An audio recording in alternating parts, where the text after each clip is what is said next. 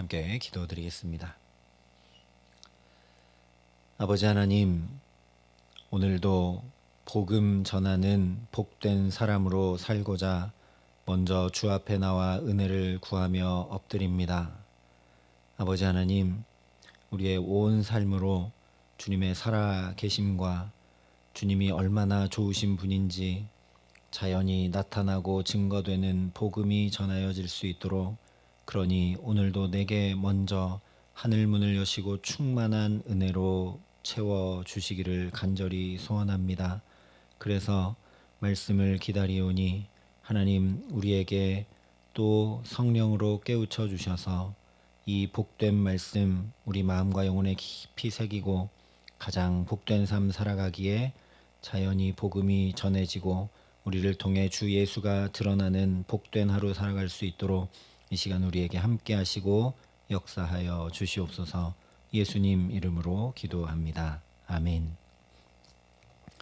오늘 우리에게 주시는 하나님 말씀은 여호수아 4장 4절부터 9절까지의 말씀입니다.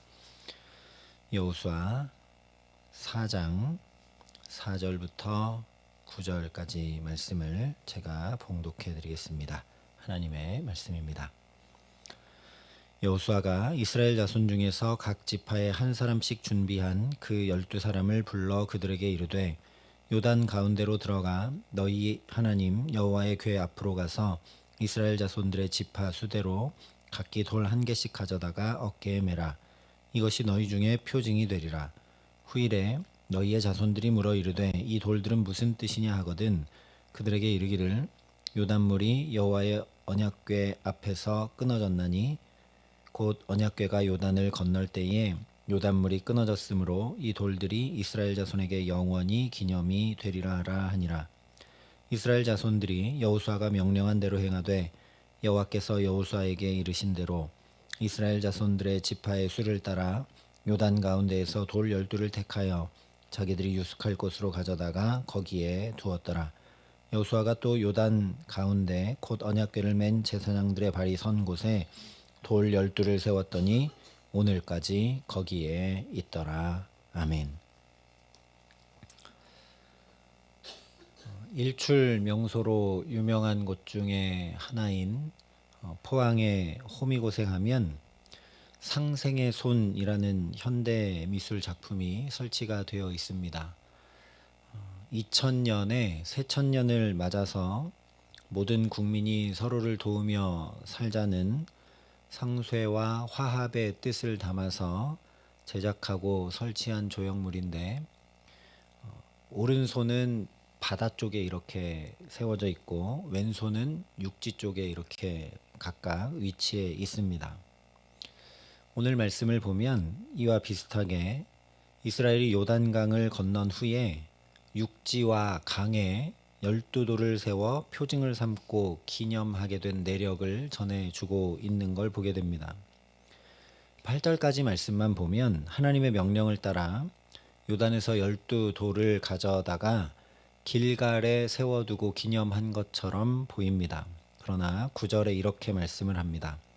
여호수아가 또 요단 가운데 곧 언약궤를 맨 제사장들의 발이 선 곳에 돌 12를 세웠더니 오늘까지 거기에 있더라. 여기 분명히 요단강 가운데 언약궤를 맨 제사장들의 발이 서 있던 곳에 12의 돌을 세웠다 말씀하고 있죠. 함께 살펴봤던 것처럼 요단을 건너오면 이제 여리고성을 마주하게 되기 때문에 신변 보호와 안전을 추구하는 것이 우선이고 전쟁 준비가 최우선이 될 수밖에 없는 상황인데 12개의 돌을 요단강에서 꺼내다가 길갈까지 운반해서 거기에 기념비를 세웁니다. 이것만 해도 전력이나 시간의 낭비처럼 보이는 일일 수밖에 없죠. 물론 이것으로 표징을 삼아서 하나님의 능력과 은혜, 이 넘치는 요단강도 멈춰 세우시고 우리를 안전하게 건너게 하시고 정확하게 여리고성 앞으로 빠르게 건널 수 있도록 하신 하나님의 그 놀라운 능력과 은혜를 기억하고, 그래서 이 12돌을 볼 때마다 하나님을 경외하도록 하는 중차대한 일인 것은 이미 말씀을 통해 함께 살펴봤습니다. 그러니까 길갈에 12돌을 세워둔 것은 우리가 그래도 충분히 그 중요성과 의미를 이해할 수 있는 거죠. 하지만 왜 요단강 한가운데 언약궤를 맨 제사장들의 발이 섰던 곳에까지 한두 개도 아니고 12개의 돌을 세워두는지 이해하기가 어렵습니다. 평지에 돌을 세우는 것은 그래도 이 기반이 단단하기 때문에 할 만한 일입니다. 그러나 물이 흐르던 강, 바닥, 즉 단단하지 못하고 무른 땅에 돌을 세우는 일은 훨씬 더 정교한 기술과 힘과 노력이 필요하죠. 게다가 이미 살펴봤던 것처럼 지금 흐르던 요단 강물을 하나님이 멈춰 세우셨기 때문에 이게 벽처럼 서서 북쪽으로 약 20km나 떨어진 사르단 변방까지 역류했습니다. 그러므로 이제 여기 돌을 세워두고 이스라엘 백성들이 언약궤 맨 제사장들까지 다 나오게 되면 이 물이 다시 세차게 흐를 것인데, 그러니까 그 힘이 어마어마할 텐데 이 돌이 무너지지 않고 휩쓸려 내려가지 않도록 세워두려면 웬만한 노력과 기술로는 불가능한 것이죠. 오늘날에도 그렇게 떠내려가지 않도록 물속에 세워두는 것은 보통 일이 아닙니다. 그러니까 적군의 코앞에 와서 계속 땅을 차지하는 일과 상관없이 다른데 힘과 노력을 쏟고 있는 셈입니다. 무엇보다 18절에 말씀하고 있는 것처럼 모든 이스라엘 백성들이 다 건너고 언약궤를 맨 제사장들이 마지막으로 나오면서 약속의 땅을 이 제사장들이 발바닥으로 밟는 동시에 요단물이 다시 세차게 흘러서 전과 같이 언덕에 넘쳤습니다. 한마디로 요단 한가운데 돌을 세워두니까 물이 다시 흐르게 되면 이 돌들은 밖에서는 볼 수가 없게 되는 거죠. 그런데 왜 그 돌을 세워두는지 이유를 알기 어렵습니다.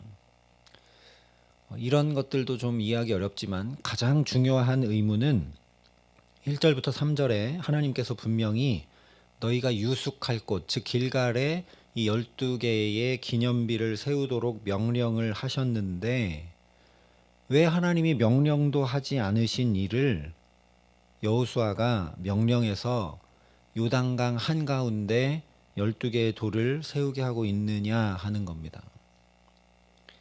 그래서 그냥 보면 여호수아가 자의적 결정으로 무모한 일을 이스라엘 백성들에게 시키고 있는 것처럼 보이지만 말씀을 잘 보면 결코 그렇지 않다라는 걸 우리가 알게 됩니다. 오늘 6절과 7절 말씀에 명백히 그것이 드러나고 있습니다. 이것이 너희 중에 표징이 되리라. 후일에 너희의 자손들이 물어 이르되 이 돌들은 무슨 뜻이냐 하거든 그들에게 이르기를 요단물이 여호와의 언약궤 앞에서 끊어졌나니 곧 언약궤가 요단을 건널 때에 요단물이 끊어졌으므로 이 돌들이 이스라엘 자손에게 영원히 기념이 되리라 하라 하니라. 이 말씀을 주목해야 합니다. 다시 말하면 그저 돌, 즉 기념비를 세운 일이 아니라는 거죠. 하나님께서 기념비를 길갈에 세우라고 말씀하셨습니다. 그러니까 이것이 그냥 기념비 세우라고 한 것이라면 그야말로 전제군주가 백성들에게 자기의 힘이 얼마나 강한지, 자기의 능력이 얼마나 뛰어난지 그 업적을 기리고 자랑하고 드러내는 것 이상 아무것도 아니죠. 우리 하나님께서 그런 목적으로 이스라엘 백성들에게 기념비를 세우라 하셨다면 말이 되지 않는 일입니다. 여호수아는 하나님께서 왜 기념비를 세우라 하셨는지 명확히 그 목적을 알았습니다. 그것은 바로 6절과 7절에 여호수아가 선포하고 있는 것처럼 그저 요단을 건넌 이 세대만 아니라 앞으로 영원히 이스라엘 자손들에게 대대로 기념이 되게 하기 위함입니다. 이스라엘 백성들을 아브라함 때 약속하셨던 그 가나안 땅으로 들여보내시면서 제발 대대손손 이 백성들이 온전한 하나님 나라를 이 땅에 들어가 이루고 누리며 살기를 너무나 간절히 바라시는 하나님의 마음. 지금 요단을 건넌 세대만 아니라 가고 오는 모든 세대가 앞으로 영원히 이들이 여기서 하나님의 나라를 이루고 잘 살아가기를 바라시는 하나님의 마음이 바로 다른 거부터 하지 말고 기념비를 먼저 세우라 하신 것임을 여호수아가 알았다는 거죠. 그런데 길갈에만 12돌을 가져다가 세워두면 많은 세대가 지난 후에 이 돌들이 무엇입니까? 물어봤을 때 오늘 말씀하고 있는 것처럼 우리가 요단강이 딱 멈춰서서 마른 땅처럼 건넜고 그때는 정말 요단 언덕까지 물이 넘치던 시기였는데 하나님께서도 놀라운 능력으로 우리를 정확하게 건너게 하셨다. 그리고 그때 우리가 이 12개의 돌을 가져다가 지금 여기다 세워둔 것이다 얘기를 해도 세대가 많이 흐르고 나면 그게 요단강에서 나온 돌인지 어디서 갖다 놓은 돌인지 알 리가 없고 그저 전설처럼 들릴 수밖에 없을 겁니다. 그러나 요단 한가운데도 12개의 돌이 세워져 있는 것을 본다면 아무리 세대가 지나도 그것은 분명한 표징이 될 수밖에 없겠죠. 그러니까 여호수아는 하나님께서 하신 말씀이 무엇인지 명확히 알고 이 돌들을 세우라 하신 목적은 우리 마음에도 하나님 경외하기를 계속 담고 살 수 있도록 표징으로 주신 것이지만 대대손손 영원히 이 약속의 땅에 살아가는 모든 이들이 하나님을 그렇게 경외함으로 살아갈 수 있도록 표징이 되게 해야 된다는 것을 분명히 알았기 때문에 요단강 한가운데도 세우고 있는 겁니다. 물론 물이 흐르면 보이지 않지만 학자들의 연구에 의하면 이스라엘 백성들이 건넜던 지금 이 시기, 봄철 곡식 거두는 시기, 강물이 언덕까지 넘치는 이때만 제외하면 요단 강물이 줄어들기 때문에 이 12돌이 물 위로 드러나 보였다고 합니다. 그러니까 얼마나 신기하겠습니까? 마치 밀물이 왔을 때는 바다 한가운데 있는 작은 섬이 안 보였다가 썰물이 쫙 빠지면 섬 하나가 이렇게 드러나 보이는 것처럼 이 봄철이 지나고 나면 물이 줄어들면서 12개의 돌이 이렇게 요단강 한가운데 보일 것 아니겠습니까? 이처럼 매우 실제적이고 구체적으로 하나님께서 요단을 건너게 하셨음을 기억하게 한 일이 바로 요단 한가운데 12개의 돌을 세워둔 일이라는 말씀입니다. 중요한 사실은 앞서 말씀드린 것처럼 강의 바닥에 한두 개도 아닌 12개의 돌을 세워두는 일은 보통 일이 아님에도 불구하고 여호수아와 백성들이 모두가 다 함께 합력하여 이 일을 행했다라는 사실입니다.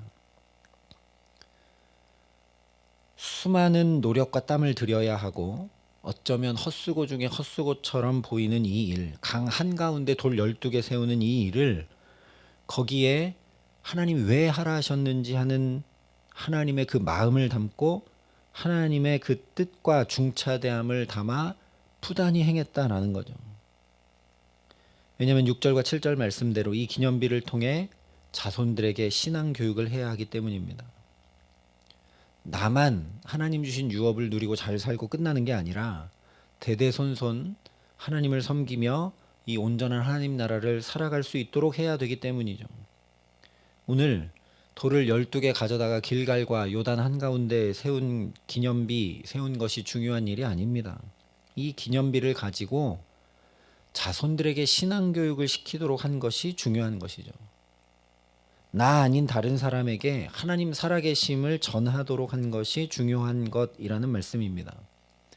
그것을 위해서 온 이스라엘 백성들이 전쟁하기를 멈추고 하나님 행하라 하신 12개의 돌을 기념비로 세우고 있는 겁니다. 왜냐? 이제 들어가서 살게 될 땅은 지금껏 경험하고 살아왔던 것과 전혀 다른 땅이기 때문입니다. 차라리 광야라면 그렇게 하지 않으려고 해도 하나님을 바라보고 의지하고 하나님께 매달릴 수밖에 없으니 어쩌면 이런 기념비 없어도 상관없습니다. 만나 안 내리면 당장 먹을 게 없고 반석에서 물 터지지 않으면 목말라 죽을 수밖에 없기 때문에 하나님을 바라보고 의지할 수밖에 없는 곳이 광야였죠. 그러나 이제 완전히 새로운 상황과 환경, 그리고 전혀 다른 인종과 문화가 있는 곳이기 때문에 이 땅은 바알을 섬기고 우상을 숭배하는 죄가 가득 찬 땅이기 때문에 신앙을 바로 세우지 않으면 젖과 꿀이 흐르는 이 축복의 땅이 오히려 세상에 물들어 버리게 되는 저주의 땅이 되기 마련이기 때문입니다. 그런데 이 12개의 돌을 기념비로 요단 한가운데와 길갈에 세워놓고 자녀들에게 매번 우리가 이스라엘 이 마른 땅을 밟고 요단을 건넜다라고 전하면서 내 귀가 먼저 듣고 내가 다시 또 기억하며 하나님의 은혜를 상기하게 됩니다. 그리고 그렇게 전했기 때문에 그 자손들도 보기 때문에 당연히 자녀들과 자손들의 믿음도 세워지게 되죠. 그렇게 한 세대로 끝나는 것이 아니라 대대손손 믿음을 지키고 하나님의 축복을 이어가게 됩니다. 이것이 바로 하나님 나라를 유업으로 받아 누리는 자의 삶입니다. 각자 도생을 외치는 세상의 눈으로 볼 때는 내가 남보다 더 뛰어나야 되고 내가 남보다 더 가져야 되고 내가 더 부족함 없는 상황과 환경을 만들고 이루어가는 것이 어쩌면 하나님 나라를 살아가는 것처럼 보일 수 있습니다. 그러나 오늘 말씀에서 분명히 확인하게 되는 것처럼 비효율적인 듯 보이고 별 소용 없는 일처럼 보이지만 가고오는 모든 세대 가운데 하나님의 살아 역사심을 증거하고 하나님을 경외하도록 복음을 전하는 것이 곧 내가 하나님 나라를 살아가는 가장 중요한 방법이라는 사실입니다. 시편 기자의 고백처럼 여호와께서 집을 세우지 아니하시면 세우는 자의 수고가 헛되며 여호와께서 성을 지키지 아니하시면 파수꾼의 깨어 있음이 헛되므로 나도 남도 하나님의 능력과 사랑을 의지하고 그 하나님을 경외하며 의탁함으로 살아갈 때만 하나님 나라를 유업으로 받아 이루고 누리며 살 수 있기 때문입니다. 실제로 창세기 맨 처음부터 아담과 하와가 하나님 나라를 에덴 동산, 하나님 나라를 가장 대표적으로 드러내는 에덴 동산을 유업으로 받았는데 이것을 다 받아 누리라 하셨는데 아담이 내 곁에 있는 하와를 말씀으로 지키고 세우지 못해서 하와가 선악과를 따먹고 무너지자 결국 아담 자신도 그 하와가 가져다 준 선악과를 먹고 무너지고 말았던 것을 우리가 반드시 기억해야 합니다. 내가 안 무너지고 내가 믿음 안에 있고 내가 주를 의지하고 잘 살면 될 것 같지만 그렇지 않고 내 곁에 있는 사람도 그렇게 하지 않으면 나도 도미노처럼 무너진다는 것을 우리가 반드시 기억해야 된다라는 거죠.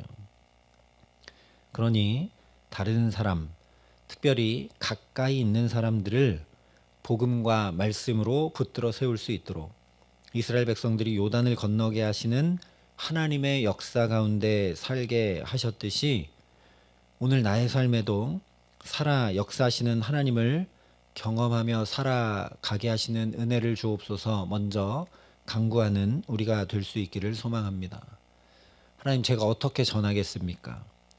저에게 은혜를 부어주시고 또 부어주시고 또 부어주셔서 저를 보고 하나님 살아계심을 알 수밖에 없도록, 그래서 복음이 전하여지고 하나님이 나타나고 하나님의 영광이 드러날 수 있도록 오늘도 내게 은혜를 달라고 간구하는 저와 여러분 될 수 있기를 소망합니다.